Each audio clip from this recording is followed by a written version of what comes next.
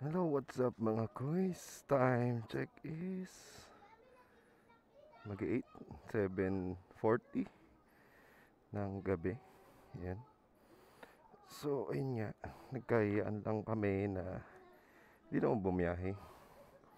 Tatambay lang sa Shell malapit sa amin sa may Tabang. So, dadalhin nga pala natin is itong Aerox 1500cc.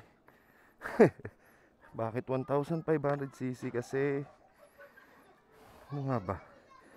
Kasi puro big bike mga dala nila. Puro malalaki dala nila. Tapos sa atin ito. Kasi mahirap ilabas sa aking garahe yung mahirap ilabas sa garahe ko yung yung Dominar ko. Yan. So ayun, pupuntahan natin sila. Ayan. Ito nga pala guys, yung bagong bili nating Mighty Ducks. Hindi ba? Oo, malilipad na siya oh. Ay, huwag ka magkakamali dyan. Nagkamali ka, may M16 niya na gold. So ayun lang, pupuntahan natin sila doon. Dahil napaka-stressful ng isang linggo natin. Grabe. Sana next week hindi na. So malapit lang naman sa amin yun. Siguro mga 5 to 10 minutes drive lang. Sa may bago pumasok ng Tabang exit NLEX. Ayan. Doon lang naman siya. Mimit natin sila doon. Ewan ko, marami rin tumatambay doon na may malalaking motor. Pero tayo ito lang dadali natin. Actually guys, kahit naman malalaking dala nilang motor, wala namang problema doon. Hindi naman tayo babiyahin ng malayo. Tsaka masarap silang kasama. Yan James i-mention na kita, masarap kang kasama. Siyempre may camera, kaya kailangan sabihin ko talaga masarap kang kasama. Yan guys, follow nyo JMSB Vlogs. Yan, meron siyang YouTube. Tsaka follow nyo rin kanyang Facebook page na James Manalad. So yun lang guys. Tara, samahan nyo ako. So yun nga mga kuys, kanya-kanya tayo ng paraan na kung paano natin mailalabas yung stress.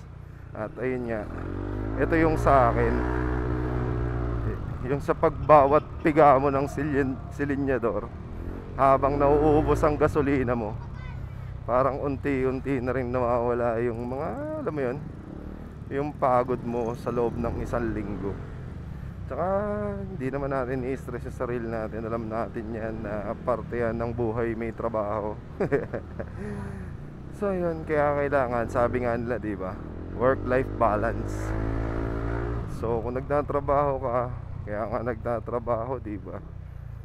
So sa mga nag-iipon at nai-enjoy nila yung ganon, na marami silang naiipon. Kaya ako wala kasi hindi naman ganon kalaki ipon natin.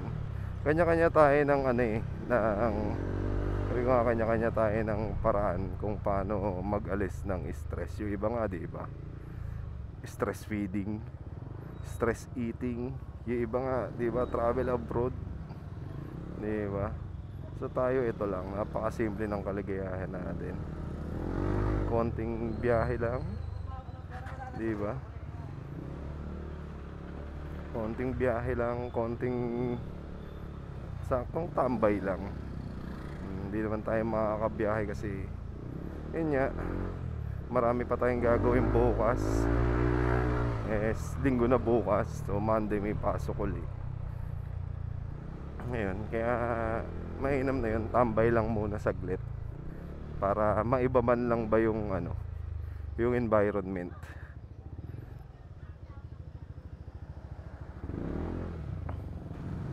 At ayun nga, nakalabas na tayo sa MacArthur Highway. Ayan. So sa mga naghahanap ng magandang tatambayan na marami ka ring mamimit na tao, so dito yon yung Shell na sinasabi ko. Pasok ka dito sa may Tabang. Ayan, yung papunta ng NLEX. okay lang naman na pumasok dyan kasi pagdating mo naman doon may U-turn slot doon sa may NLEX. Ito yung naging alternate route pag ginagawa yung tulay doon. Ayan,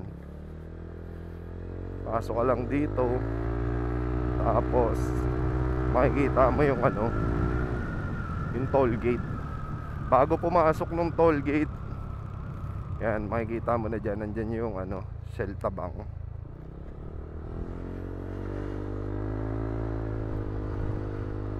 Ayan o, diba? Makikita mo na yung Shell Tabang. So madalas dito pag Sabado at Linggo maraming ano, mga nakatambay din na motor. Minsan may mga andito karmit din. Eh tayo kasama natin sila James. Hindi ko alam kung nandito na sila James. Ayan, nandito na nga.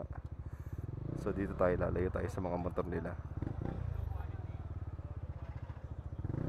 Ayan si James, nakatayo. At saka si Concy. Ayan.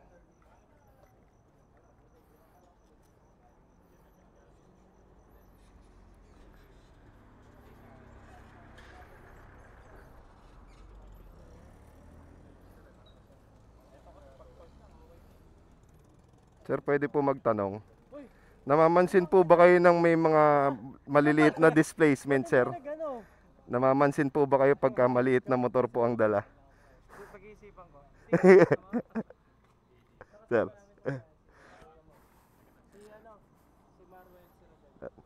Sa motor mo.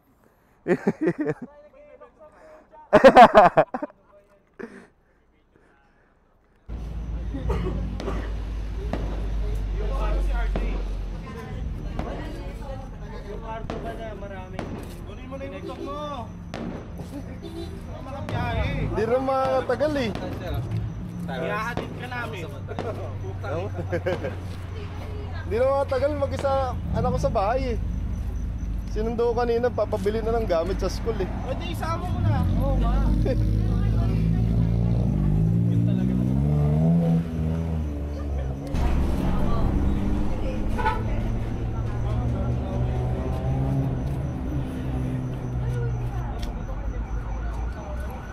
JC. Yung dalawang nasa itlog, JC, di ba? James, naka-on yung camera ko eh. Tapos ngayon tatanungin kita. Anong masasabi mo dun sa samahan natin? Masaya ba? Masaya. Naka-on na, naka-on. Dapat na nasasabihin mo maganda. Hindi ko alam eh. Tayo naman, di mo naka-record. Naka-record yan. Wala. Meron na. Ikaw gumawa. Hindi mo halata kung hindi naka-record. Ba't wala ilaw? Eh? Dapat hirap ko sa'yo. Ayan. Para lumipat yata yung ano. Ayan, okay na. ano masasabi mo? Yung sa biyahe na lang nasa Dingalan, nag-enjoy ka ba? Oo naman, syempre. Kasi bilis yung patakbo ni Joey. Inuwi. Inuwi talaga. Wala sa uli. Yung comeback video eh. Oo, yung comeback video. Pero maganda naman yung comeback video. Oo, tanga, nakapost na nga.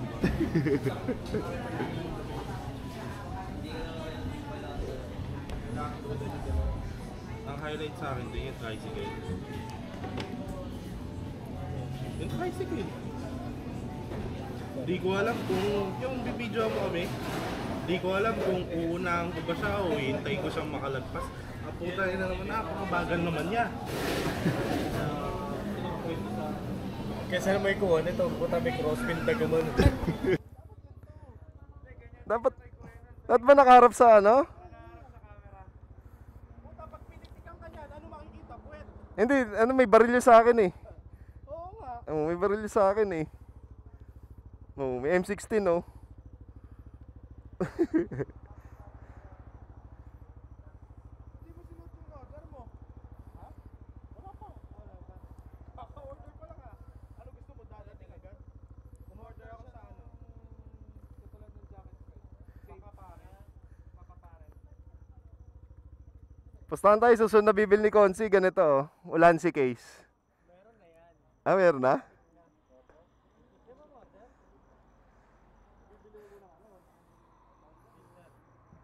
Tapos ano? Kaya yung susunod na mahal na bibilin mo dyan, mic adapter eh. Magkano? 3.5? Tapos para makatipid ka, yung Purple Panda na mic. Mas mura. Ay yung OCC o ICC? Magano ka na lang, Konsi ICC. Para ka may kasama sa intercom. Ay, ganun. Maririnig din yung kasama mo sa intercom. Eh, bawag yun. Mahuhuli. Ha? Mahuhuli siya. Ba't may babaeng boses? Oo, ba't may babaeng? Oo, ka naman talaga. Hindi safe yun. Pero ito talaga, ito lang chicks ni Konsi. Oh. Oh. Magko-cold start pa pag sabay-sabay kayo nag-cold start, ang sarap niyan. Tahimik lang yung akin, sa kanila lang maingay. Mas maingay pa kayo sa sino eh. Wala kasing kanto eh, no? Wala, full exhaust eh.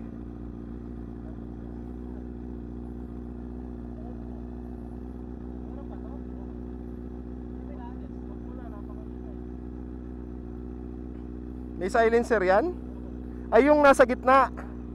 Yung catalytic. May silencer na yan? Sa bagay yung Dominar ko meron din nun eh. Yung nasa pagitan nung ano. Kasi sobrang ingay pag wala eh.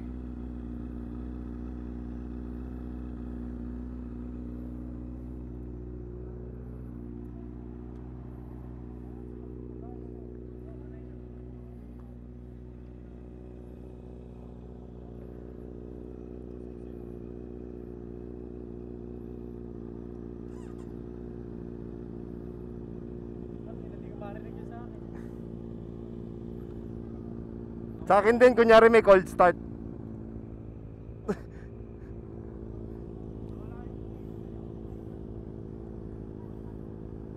Gaano ba? Naka-record na yan, Konsi? Di mo binuksan? Testing mo na, sayang.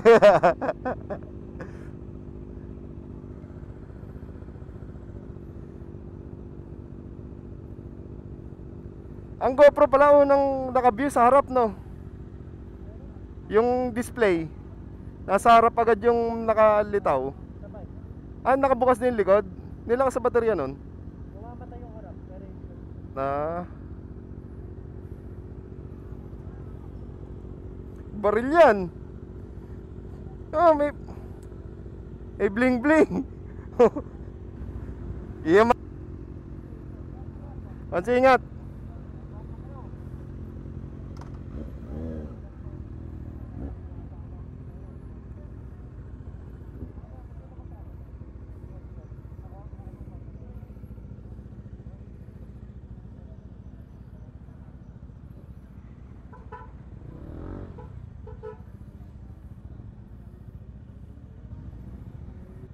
Yun yan, syempre. Yung tropa namin, matagal kami mag-connect ng mga intercom eh. Kasama sa ano yan, pagka babiyahe kami. Kasama sa schedule yan ng pagbiyahe. So kung call time namin is 4:30, 5 o'clock ang take off. Kasi more than 30 minutes yung pagko-connect ng intercom. Ayan. Pero since madalas na kami bumiyahe, medyo nagigets na namin kung paano siya i-connect. So ayan, si Kuis Louie naka Dominar 400 UG.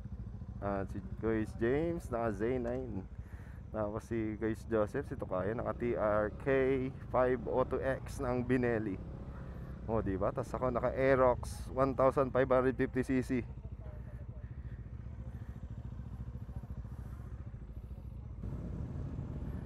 Yun, lalaki ng motor nila.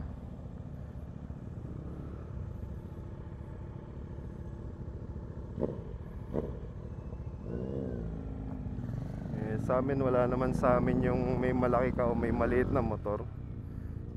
Sa amin magkasama-sama lang kwentuhan. Diba? Okay na kami doon, masaya na yun. Kumbaga tamang tanggal lang ng kate. Natin ang biyahe na gusto mo magmotor. Yun lang naman yun sa amin eh. Unahan ko pa to eh.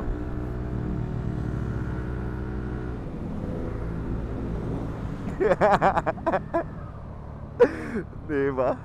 Tamang kulitan lang. Mahina pala yung ano mo. Hinahin mo, James. So ayun, sila pupunta pa yata sila Cabanas. Ako, diretso na ako uwi. Kasi wala kasama yung anak ko. Sabay maaga pa naman, it's 10:20 yan, ng gabi. Yan, next time sama tayo sa kanila kung saan sila tatambay, diba? Kaya sabi ko kanina, kanya-kanya tayo ng paraan ng pagbe-vent out ng pagod at ng mga iniisip. So, lubak. So, ayun. Sa akin ito, throttle therapy talaga. Kahit di naman malayong lugar. Kahit sabihin nyo na kasi iba pa rin yung babiyahe ka papasok tsaka pauwi ng trabaho. Iba pa rin yung, alam mo yun, kasi yun pagka pumasok ka sa trabaho yun nasa isip mo yung gaya nito, tamang chill lang, kape, biskwit, diba? So okay na, uwi na, ganun lang. So ayun mga kuy, sa mga may pinagdadaanan sa buhay ayan, kung may problema ka, hindi yan bibigay sa'yo ng Panginoon kung alam niyang hindi mo kakayanin. Kaya tiwala lang. At alam ko dadaloy din ang ginhawa, sabi nga ng Maynilad. Hindi, totoo lang. Walang problemang hindi mo kayang lagpasan. Kaya nga sabi ko doon sa isa kong vlog o isa kong video na daanan mo, huwag mong tatambayan. Daanan mo lang yung problema, masusolusyonan mo rin yan. And I'm sure darating yung panahon na magiging okay din lahat. Kasi hindi mo malalaman yung sarap ng buhay kung hindi mo naranasan yung hirap. Hindi mo malalaman yung pinagkaiba. So parang ano lang din yan, hindi mo malalaman yung liwanag kung hindi mo masasaksihan yung dilim. So hanggang dito na lang mga boys. Maraming salamat. Kung umabot ka man dito sa dulo ng aking video, please like and share. Siyempre, subscribe na rin. Ayun. Maraming salamat. Peace!